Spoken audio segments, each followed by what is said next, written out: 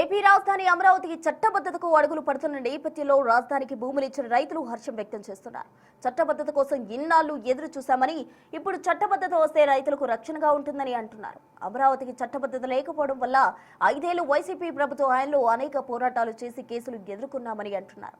చట్టబద్ధత రావడం ద్వారా అమరావతికి పరిశ్రమలు, పెట్టుబడులు వస్తాయంటున్నారు. భూములు ఇచ్చిన రైతుల పిల్లల భవిష్యత్తుకు భరోసా ఉంటుందని అంటున్నారు. దీనిపై మరింత సమాచారం మా రిపోర్టర్ రాజేష్ అందిస్తారు.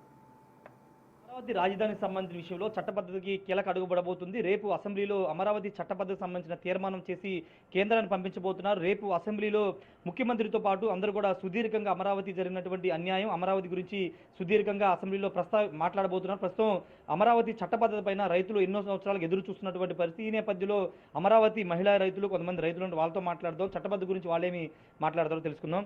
అమ్మ, మీరు దాదాపుగా 6 సంవత్సరాలు అంటే 2019-24 వరకు చాలా పోరాటాలు చేశారు. రాజధాని తరలిపోకుండా అనేక కేసులు మీరు పెట్టించుకున్నారు. ఈరోజు చట్టబద్ధత కోసం తొలి అడుగు పడుతుంది. రేపు అసెంబ్లీలో దీన్ని తీర్మానం చేయబోతున్నారు. ఏం చెప్తారు? జై అమరావతి, జై ఆంధ్రప్రదేశ్ అండి. ఎందుకంటే ఈ చట్టబద్ధత గురించి మేము ఇవాళ ఎంతో ఆనందంగా ఉన్నాం. ఈ ఆనందానికి కారణం ఏంటంటే మేము పడిన బాధ, ఒక బాధ తర్వాత వచ్చే సంతోషం అనేది ఎంతో ఎంతో ఇదిగా ఉంటుంది. ఈ బాధని క్రియేట్ చేసింది గత ముఖ్యమంత్రి జగన్మోహన్ రెడ్డి.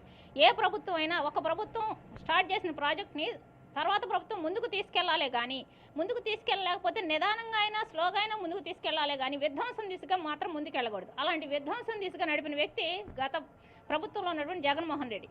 అలాంటి రాక్షస పాలన, అదే వికృత చేష్టలు, ఈ విధంగానే అమరావతికి చట్టబద్ధత లేకుండా ఉండేటట్టయితే అమరావతి రాజధాని అని 10 ఏళ్ల క్రితం చెప్పాం కానీ కేంద్ర ప్రభుత్వం ఊరుకుంటే రాబోయే వాళ్ళు కూడా ఇలానే చేస్తారేమో అని భయం.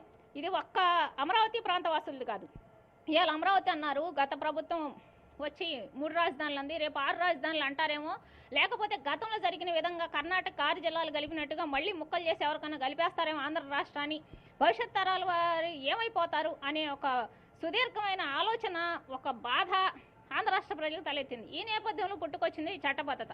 లేదనుకో కేంద్ర ప్రభుత్వం నుంచి వచ్చిన ఏ ఆదేశాలైనా రాష్ట్రాలు అమలు చేస్తాయి, దాని అనుసరణీయంగా వెళ్తాయి. కాబట్టి ఇలాంటి అనుసరణీయం లేని రాక్షసులు ముందుకు వస్తారేమో అన్న ఆలోచనతో ఈ చట్టబద్ధతను మేము కోరుకోవడం జరిగింది.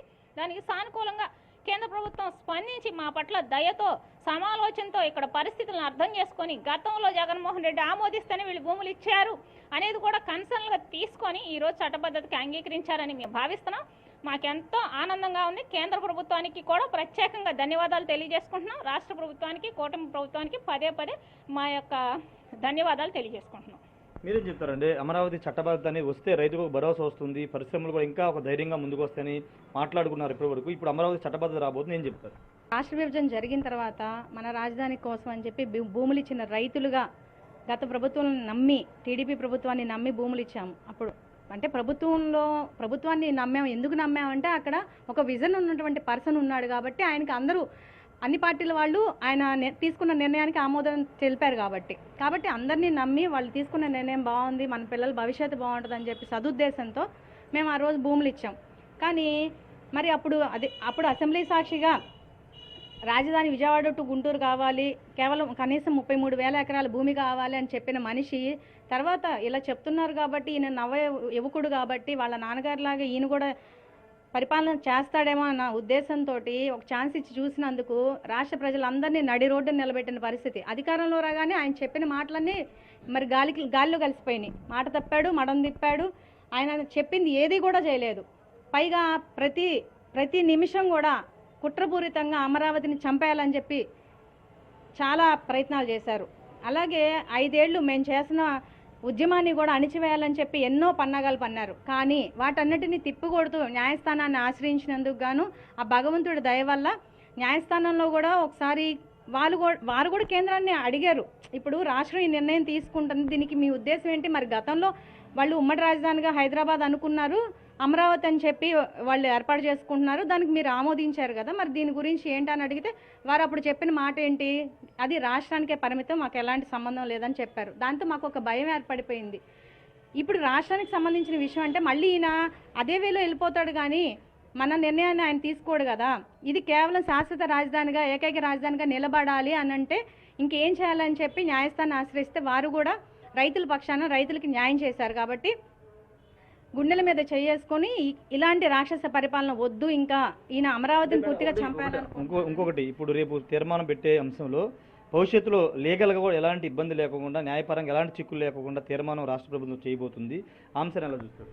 అదే ఇప్పుడు ఏ ప్రభుత్వం వచ్చినా గత ప్రభుత్వంలో తీసుకున్న నిర్ణయాలను అనుసరించాలే కానీ వాటిని సవరణ చేస్తూ వారి యొక్క అంటే వాళ్ళకి కావాల్సినట్టు వాళ్ళకు అనుగుణంగా ఎలాంటి నిర్ణయాలు తీసుకోకూడదు అని చెప్పేసి దీని యొక్క ముఖ్య ఉద్దేశం. ప్రభుత్వాలు మారుతాయి, మారినంత మాత్రాన వాళ్ళ ఇష్టానురీతిగా ఏదైనా నిర్ణయాలు తీసుకుంటే దానివల్ల ఎవరు ఇబ్బందులు పడతారు? ఇటు రైతులు అటు రాష్ట్ర ప్రజలు అందరూ ఇబ్బందులు పాలవుతారు. అది అందరికీ నష్టమే. నష్టం అనుకున్నది ఏది కూడా ప్రభుత్వం చేయకూడదండి. ప్రజలకి ఇప్పుడు అక్కడ ఆ కుర్చీలో కూర్చున్నారంటే ప్రజలందరికీ న్యాయం చేసే విధంగా ఉండాలి. అలాగే గత ప్రభుత్వం తీసుకున్న నిర్ణయాలు సరైనవే కాదే అని చెప్పి సరైనవైతే కనుక వాటిని అనుసరించాలి. అలా కాకుండా ఇష్టం వచ్చినట్టుగా ఇష్టరీతిని చేసుకుంటే మేము ఇబ్బందులు పడినట్టు 5 ఏళ్ళు మళ్ళీ ఇబ్బంది పడాలి. ఎక్కడ జరగలేదు ఇంతవరకు ఇలాంటి ఉద్యమం అమరావతి ప్రపంచంలో ఎక్కడ జరగలేదు. కాబట్టి ముందుగా మేమే ఎందుకు ఈ చట్టబద్ధత కావాలని అడిగామంటే కేవలం కారణం ఇదే.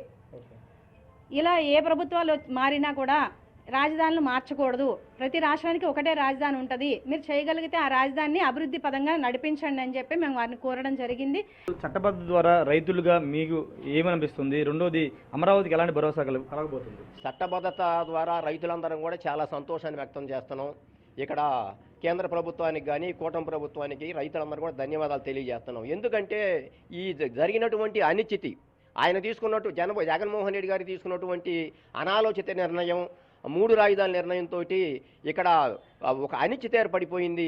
ఆ అమరావతికి అడ్డంకులు ఏర్పడిపోయినాయి. మరి 5 సంవత్సరాలు కూడా ఎటువంటి నిర్మాణాలు మొత్తం అర్ధంతరంగా ఆపేశారు. ఇక్కడ ఎటువంటి అభివృద్ధి జరగపోగా మొత్తం నిర్మాణాలు ఉన్నటువంటి అభివృద్ధి మొత్తం ఆపేయటం జరిగింది. దానికి సంబంధించి కూటమి ప్రభుత్వం అధికారంలో రాగానే మళ్ళీ ఇటువంటి దరిద్రులు ఎవరన్నా వస్తే మళ్ళీ రాజధాని మళ్ళీ కుంటుబడిద్ది, రాజధానికి అవరోధాలు అడ్డంకులు ఏర్పడతాయి. కాబట్టి చట్టబద్ధత కావాలని చెప్పి రైతులందరూ అడిగారు. మాతో పాటు ఆంధ్రప్రదేశ్ రాష్ట్ర ప్రజలందరూ కూడా అడగటం జరిగింది. ఈ రైతులందరూ కూడా చాలా హర్షం వ్యక్తం చేస్తున్నారు. చట్టబద్ధత కోసం చాలా రోజుల నుంచి వెయిట్ చేశామని చెప్తున్నారు. ఇప్పుడు చట్టబద్ధత రాబోతున్న నేపథ్యంలో భూములు ఇచ్చిన రైతు సంతోషిస్తాడు. రెండోది రాజధానికి అమరావతి ఉంటుంది. ఇప్పటి వరకు పెట్టుబడులు పెట్టడానికి కొంత ఆలోచించినటువంటి పారిశ్రామికవేత్తలు కూడా ఇప్పుడు ధైర్యంగా అమరావతికి వచ్చి పెట్టుబడులు పరిశ్రమలు పెడతారని అమరావతి రైతులందరూ చెప్తున్నారు. కెమెరా పర్సన్ సురేంద్రతో రాజేష్, బిగ్ టీవీ, అమరావతి నుండి.